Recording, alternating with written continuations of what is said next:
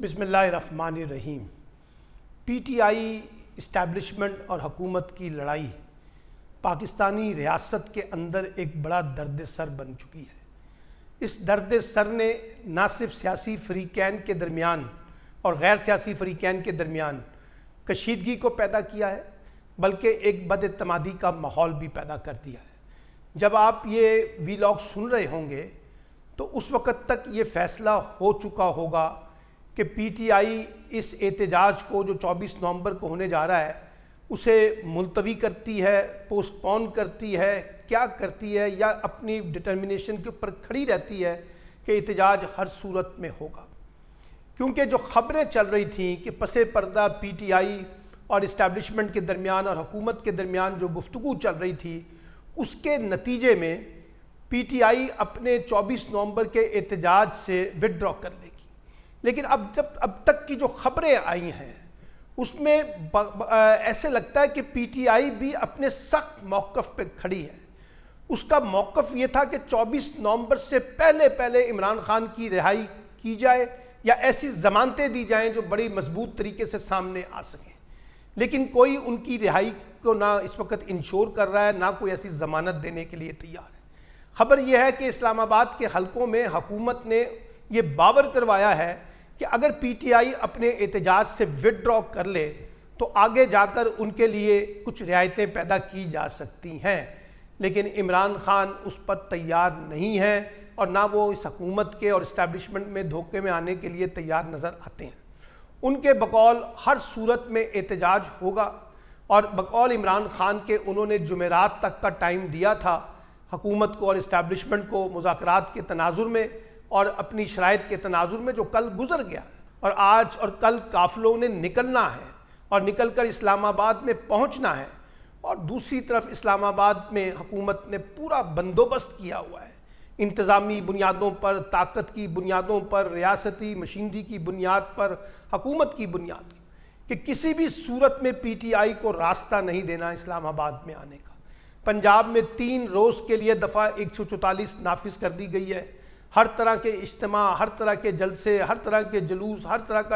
کا کوئی سیاسی سرگرمی، اس پر پابندی لگا دی گئی۔ اسلام آباد میں انٹرنیٹ بند کرنے کی باتیں کی جا رہی ہیں، دفاتروں کو چھٹیاں دینے کی باتیں کی جا رہی ہیں، جو بسز سروس ہے اس کو بند کرنے کی کوشش کی جا رہی ہے، پورے شہر کو جام کیا جا رہا ہے، اور کنٹینر در کنٹینروں کی ایک فوج جو ہے وہ اسلام آباد میں اور پنڈی میں نظر آتی ہے۔ پنڈی میں خطرہ یہ ہے کہ پی ٹی آئی کے لوگ باہر نہ نکلیں تو پورے پنڈی کو، اسلام آباد آنے والے جتنے بھی راستے ہیں پنڈی سے، اس کو بند کیا جا رہا ہے۔ یعنی حکومت بزد ہے کہ کسی صورت میں رعایت نہیں دی جائے گی اگر پی ٹی آئی اسلام آباد کی طرف چڑھائی کرتی ہے۔ دوسری طرف آج عدالت نے بشرا بی بی کی ضمانت بھی کینسل کر دی ہے اور کہا ہے کہ ان کو گرفتار کر کے فلاں تاریخ تک پیش کیا جائے، کیونکہ بشرا بی بی عدالت میں پیش نہیں ہوئی تھی۔ تو سختیاں بھی بدستور پی ٹی آئی کے اوپر جاری ہیں۔ اب صرف دیکھنا یہ ہے، جو کمال کی بات ہوگی، جو نقطہ اہم ہے، کہ کیا پی ٹی آئی ایک بڑا اجتماع اسلام آباد میں لے کر جانے میں کامیاب ہو سکے گی، اور اگر اس نے اس سے پہلے کسی طریقے سے اس احتجاج کو مؤخر کیا تو اس کے پھر کیا امپلیکیشنز ہوں گے، اور حکومت اگر طاقت کا استعمال کرتی ہے تو اس کے نتیجے میں جو کشیدگی اور ٹکراؤ پیدا ہوگا اس کا مستقبل کیا ہوگا۔ ایک بات تو طے ہے کہ پی ٹی آئی کے بانی چیئرمین عمران خان کی رہائی کے حوالے سے پریشر نہ صرف پاکستان کے اندر سے اٹھ رہا ہے بلکہ خاص طور پہ باہر کی طاقتیں کافی سرگرم نظر آتی ہیں۔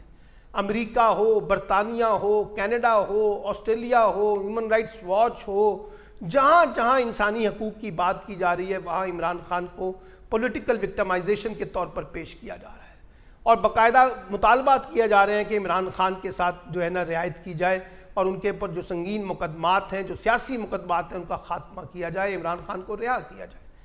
اگرچہ باہر کی دنیا کے حکمران، یعنی امریکہ کے حکمران، برطانیہ کے حکمران اس طرح کی گفتگو نہیں کر رہے، لیکن ان کے اندر سے جو سیاسی ایلیمنٹس ہیں، انٹلیکچوئل ایلیمنٹس ہیں، میڈیا ایکٹیوسٹ ہیں، ہیومن رائٹس ایکٹیوسٹ ہیں، وہ یہ سوالات تو اٹھا رہے ہیں، اور ایک پریشر تو بڑھ رہا ہے اس وقت پاکستان کی ریاست کے اوپر۔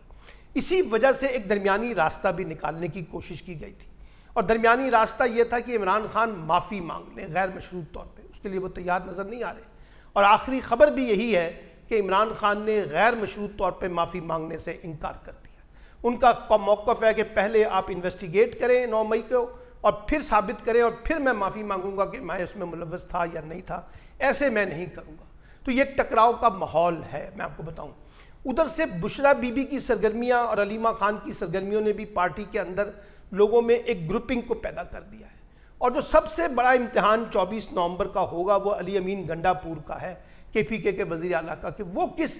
حیثیت سے کس طریقے سے سیاسی دربار سجاتے ہیں اسلام آباد کے اندر, کیونکہ اس سے پہلے 2 دفعہ وہ ڈاچ دے گئے ہیں, لاہور میں بھی اور اسلام آباد میں بھی, جس سے ان کی پوزیشن میں کافی خراب ہوئی تھی پی ٹی آئی کے اندر سے. پھر یہ بھی دیکھنا ہوگا کہ پی ٹی آئی کے اپنے لوگ, یعنی کل جو بشرا بی بی کا پیغام چلایا گیا ہے جس میں کہا گیا ہے کہ کوئی کمپرومائز نہیں ہوگا, ہر M P A M N A party ticket holder بندوں کو لے کر پہنچے, پارٹی عہدیداروں کو کہا جا رہا ہے, تو کس طریقے سے لوگ موبلائز ہوتے ہیں اور کس طریقے سے اسلام آباد میں انٹر ہوتے ہیں اور کس طریقے سے ان کو اسلام آباد آنے سے روکا جاتا ہے. یہ ساری چیزیں اگلے 24 گھنٹے کے اندر اندر ہمارے سامنے آ جائیں گی. لیکن ایک چیز تو بڑی واضح ہے اور وہ یہ ہے کہ عمران خان اور اسٹیبلشمنٹ کے درمیان جو یہ لڑائی ہے وہ کسی بھی صورت میں مجھے نہیں لگتا کہ اتنی آسانی سے ریزالو ہونے والی ہے جتنی آسانی سے ہمارے بہت سے دوست جو ہیں وہ یہ سوچ رہے ہیں. دباؤ ہو سکتا ہے, لیکن دباؤ میں بھی آپ ان کو اس طریقے سے ڈیل کرنا چاہتے ہیں تاکہ ایک طاقت کا جو سرچشمہ ہے وہ گروپ رہے. دوسرے کو آپ طاقت کے زور کے اوپر سرنڈر کرانا چاہتے ہیں جس کے لیے وہ تیار نہیں ہے عمران خان صاحب. تو مجھے یہ لگتا ہے کہ جو پی ٹی آئی کی لڑائی ہے اسٹیبلشمنٹ کے ساتھ, حکومت کے ساتھ, اور خود اس کے جو پارٹی کے داخلی معاملات ہیں وہ ایک ایسی نہج پہ پہنچ چکے ہیں جہاں سے کوئی نہ کوئی ریزولوشن نکلنا چاہیے, اور اگر یہ ریزولوشن نہیں نکلتا تو معاملات خراب ہو جائیں گے. اور میں نے پہلے بھی کہا تھا کہ اسٹیبلشمنٹ جو ڈائلاگ کر رہی ہے اس کا پہلا نقطہ یہ ہو سکتا ہے کہ وہ جتنے بھی گرفتار اس وقت پی ٹی آئی کے لوگ ہیں عمران خان سمیت سب کی ضمانتوں کو انشور کریں, مقدمات چلنے دیں, عدالتوں کو فیصلہ کرنے دیں, عدالتی نظام کو یہ اختیار دیں کہ وہ ان کی بے گناہی کا یا جرم ثابت ہونے کا معاملے کو وہ دیکھے اور جو فیصلہ کرے پھر وہ سب کو قبول ہونا چاہیے.